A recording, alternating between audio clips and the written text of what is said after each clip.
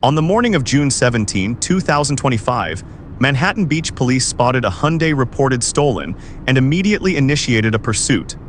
The chase began in the Manhattan Beach area and quickly moved onto the crowded 110 freeway, where hundreds of vehicles and pedestrians were put at risk.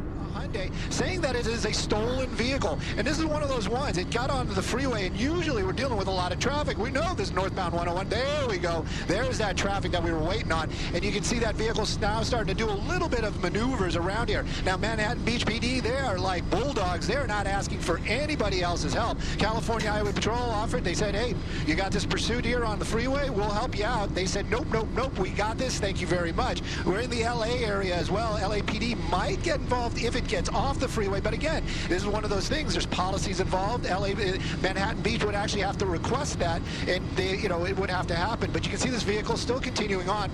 We're on that higher part. This is going to be the fast track area. So this is on that upper part of the 110 freeway. Works out really well for us, so we can keep an eye on it. That's for sure. But the traffic, a little tight out there. That little Hyundai keeps it basically in an emergency lane right there. I'll put up the speedometer. You can get some ideas of the speeds. But you got to remember, a lot of those other cars down there probably going about 30 miles an hour. So much slower for the public. This vehicle continues to try to elude officers from the Manhattan Beach area, making our way into the downtown Los Angeles area.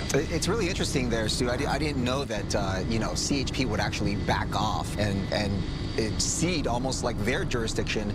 When you start getting onto state freeways and highways, you would think that they would just automatically get involved, especially when, this is a risk to public safety. But risk to public safety, they might be around. They're not saying that they just were like, "Yep, fine, you got this. We're not going to help you out." But it actually is a pump for and then be given. There we go. We got off the freeway right there. Definitely going to be getting. It says Exposition. Yeah, I think we're over by the Expo Park area, but we're making our way eastbound. So we're going away from USC, making his way across that intersection. Got a little bump there. So the pursued vehicle repeatedly weaved through traffic, ran red lights, and sped through the emergency lane, ignoring the slower-moving cars below. Manhattan Beach police remained in determined pursuit. Oh, Manhattan Beach PD, they do not play. Look at that. Tried to do a pin maneuver. It looked like he did a little damage to the PD cruiser, but definitely got the attention of the driver of that vehicle. Now speeds are really starting to pick up, and again, not something we want to see at all, because again, this is going to be an area out here. You got pedestrians, you got people going to work. You're not saying that they're not paying attention to driving, but there's a lot going on out here. That cruiser's starting to pick up some speed, getting up really close. Looks like we're going to try to do another. In an effort to bring the chase to an end, an officer executed a bold pit maneuver, causing the vehicle to lose control and crash into a roadside tree, narrowly missing a direct collision with an occupied car. The suspect immediately jumped out of the vehicle and fled on foot into an alley filled with obstacles.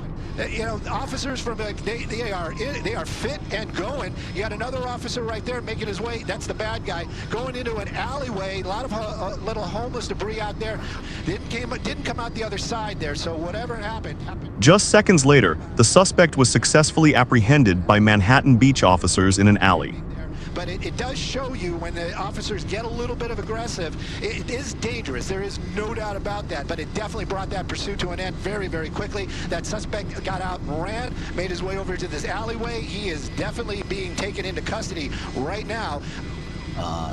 The suspect taken into custody after a foot pursuit there. It ended there in... Oh, look at that. There was somebody in that car. Wow. Wow. Oh, that must have been something to see. And it was... and again, look at that, that luck. That is a lot of luck right there. That is a lot of good karma.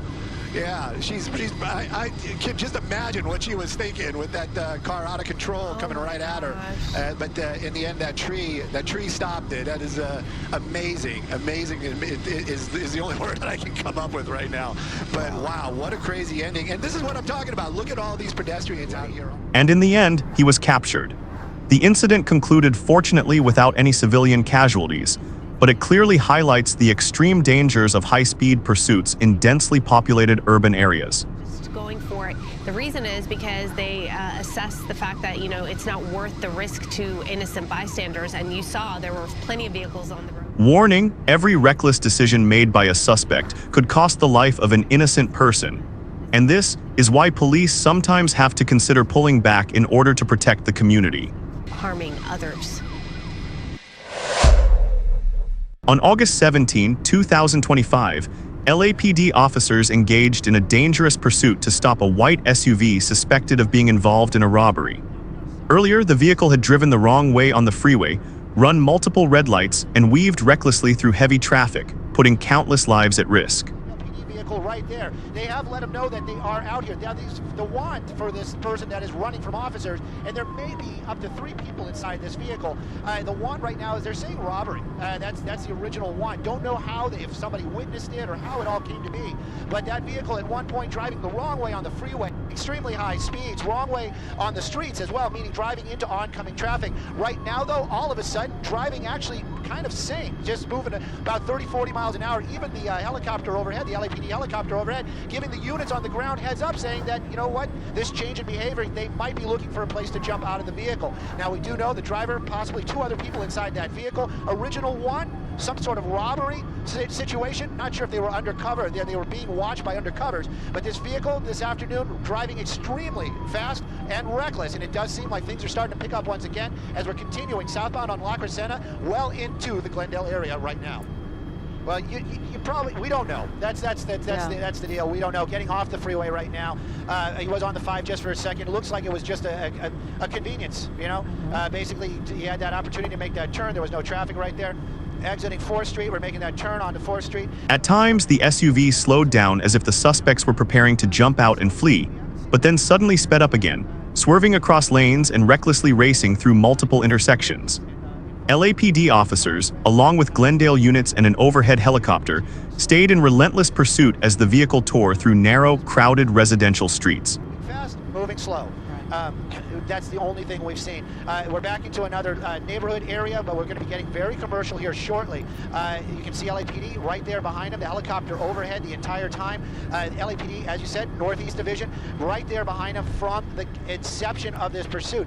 I'm really curious if this was some sort of undercover where they were watching this vehicle, because they're saying 211 suspect, and that means robbery. Yeah. But we don't know armed. We don't know if it's residential. We don't know if there was violence involved. We do understand possibly 2 other folks inside that vehicle. With those tinted windows, it's another question. How did LAPD know that? Did they see these people get into that vehicle? And high speeds on the freeway?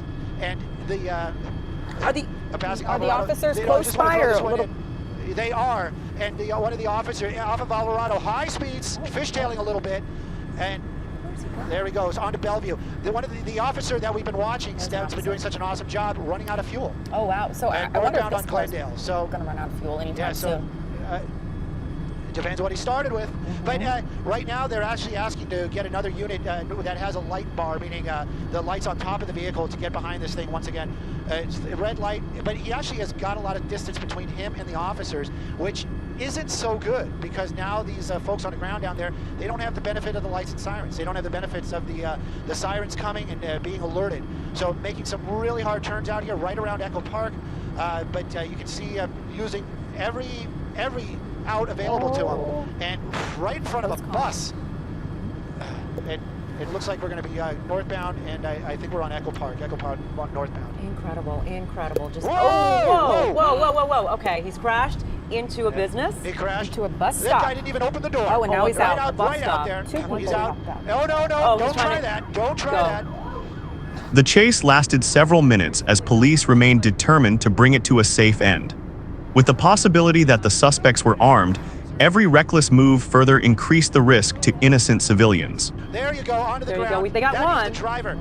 They got one, and that's the most important right there. That was the driver. That was the one they really wanted. On March 20, 2024, deputies from the sheriff's office received a 911 call from the 17,100 block of Sunshine Street in East Harris County. The caller reported that his neighbor, 41-year-old Trevor Crone, was banging on the door and asking to be shot. When deputies arrived, Crone had already returned to his home and was sitting inside his garage. I got him. Go ahead.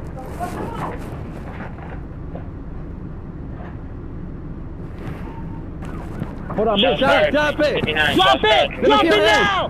3 deputies approached and repeatedly ordered Crone to put down the gun and step outside to talk. Under pressure, Crone dropped the weapon and was taken into custody on the spot. Fortunately, no one was injured.